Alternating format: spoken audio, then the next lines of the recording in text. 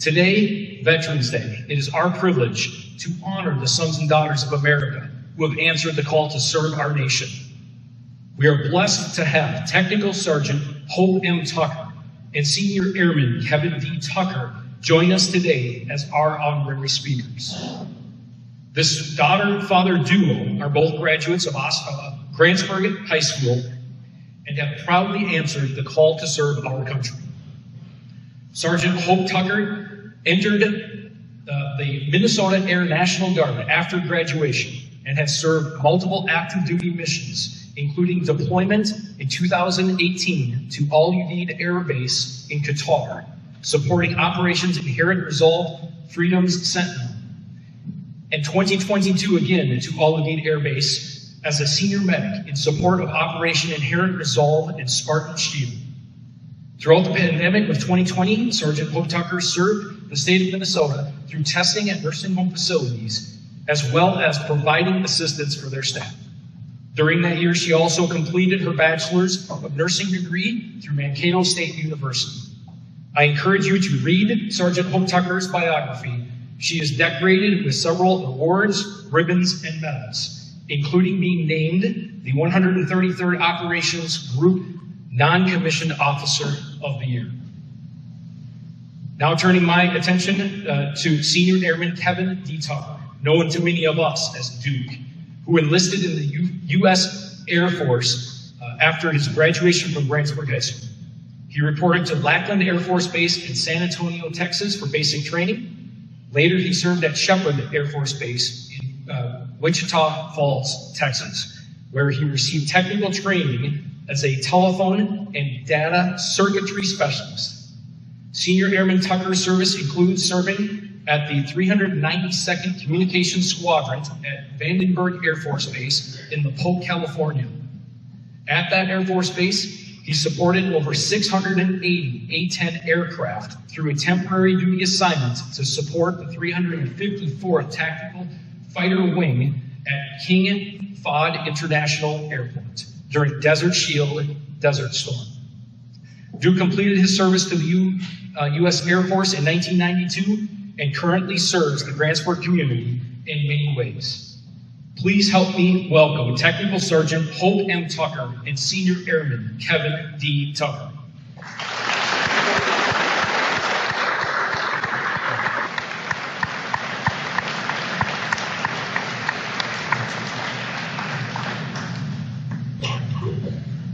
Good morning, everyone.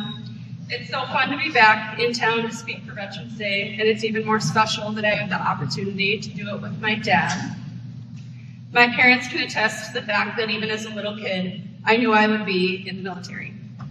I was 17 and sitting right where you all are today, listening to a Veterans Day speech while I was waiting for my paperwork to go through.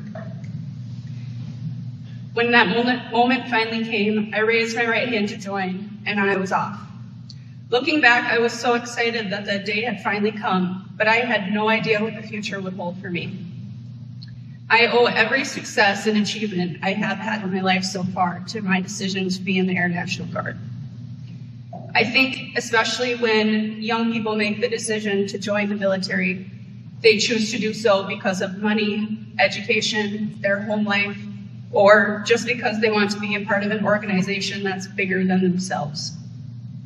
And while all those things are very valid reasons to join, once you're in, you realize over time that it's much, much more than that. I can't speak for everyone's experience, but to me, the most valuable parts of being in the military would be the life skills and the sense of community that you gain. For anyone that was here when Mr. Marzak was principal, in his words, life skills are very important. I can say that my habits align with military values and merit, and that did not start with my entrance into the military. They started with my dad. He has learned many habits and characteristics that he picked up while serving, and he wasted no time instilling them in me at a young age. Some examples of those would be strong work ethic, organization, punctuality, and pride in everything I do. I strongly believe that those skills contributed greatly to my personal and military successes. All of these traits are so incredibly valuable. I have my dad and the military to thank for them, and I can't wait to pass them on to my own kids someday. When you join the military, you are willingly entering a new culture and community that is full of all kinds of people. Different cultures, different ages, different backgrounds, etc. When you are with people from every corner of the world, you gain perspective very quickly. You gain new ideas, new opinions, and have room to grow as a human being. In a social climate like we live in today, where there feels like there's so much hate, separation, and exclusion in the world, what I can tell you is this: being thrown into the world as a young person with a good attitude and an open mind is the best way to find out that there are still really good people out there.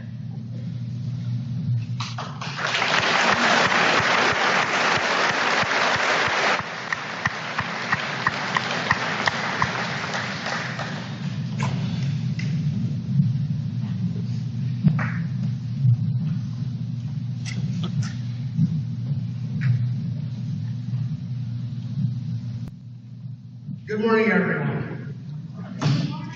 Thank you, Principal House, for inviting Hope and I to take part in our community's Veterans Day program. It's truly a very special honor. Just like Hope, I knew at a young age that I would be in the military. And I also signed the paperwork when I was 17.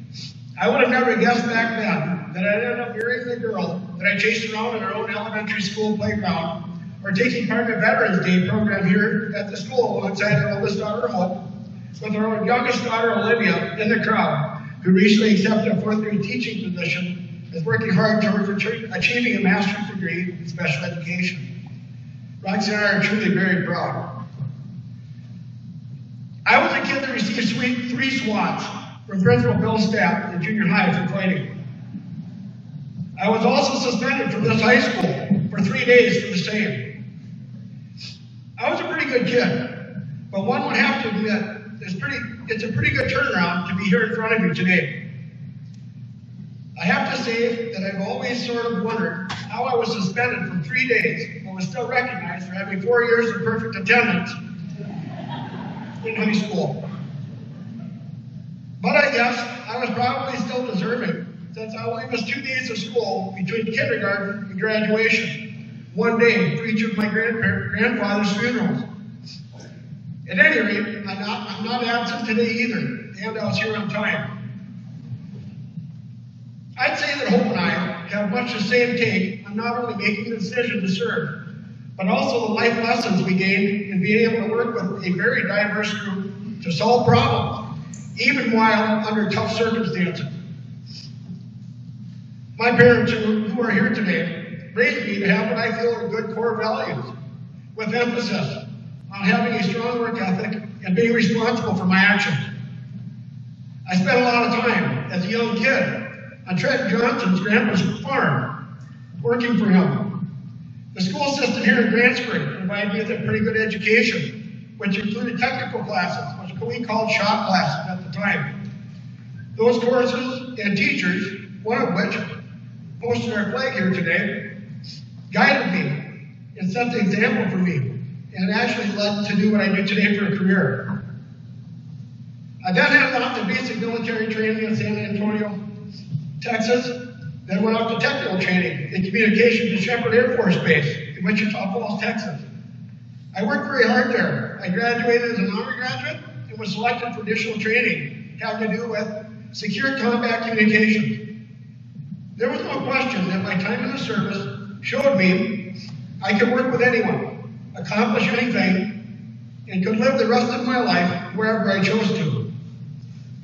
I have no formal education, but that being said, I'm proud of my education, and there's no amount of money that can purchase it. In short, my time in the service pulled everything together and shaped who I think I've become and who I'm still yet to be. When we say military service, I think the emphasis should be on the word service. An oath or a promise is made when entering the military. It is to uphold and support our Constitution and to defend our nation against all enemies, foreign and domestic. This promise is one promise of 2 promises I've ever made, and it's most certainly a lifelong commitment for me. I bet that most veterans share the same lifelong commitment to the oath of service that I do. Principal Haas provided Hope and I a basic framework for our address today. He mentioned that maybe each of us could speak for 5 to 7 minutes and possibly share a story related to our military service. Hope sent me a copy of her address, and yeah, her words are pretty special and kind of choked me up. And she was concerned that it was too short. No worries, everyone. I will make up for her time.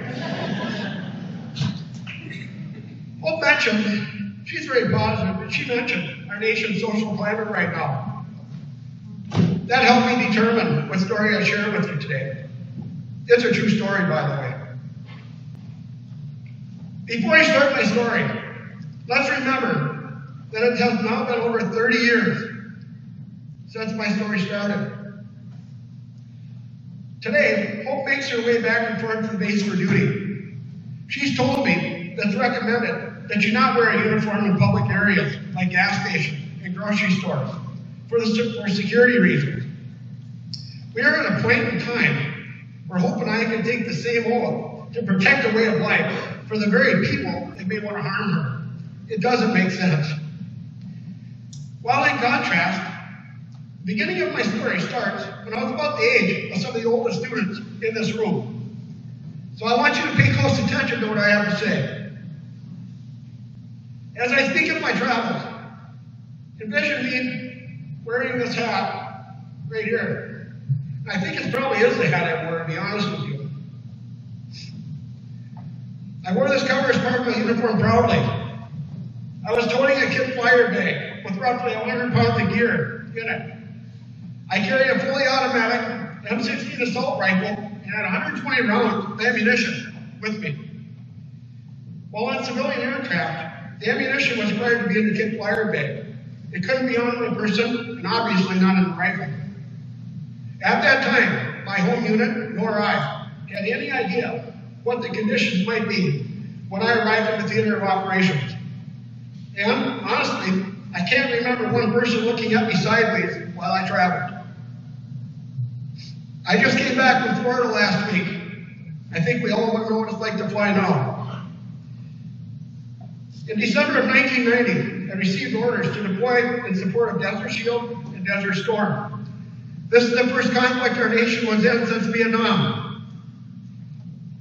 I was to report to a combat communications unit attached to 354th Tactical Fighter Wing located in KFIA, short for King Fahd International Airport in Saudi Arabia, which is located just south of the Kuwait border. I didn't deploy with a unit. I traveled to the other side of the world by myself due to the specialized training I had received. I took a bus from Vandenberg Air Force Base to San Diego for desert warfare training. They gave me a whole bunch of shots that made me sick as a dog, which was really great for the remainder of my trip.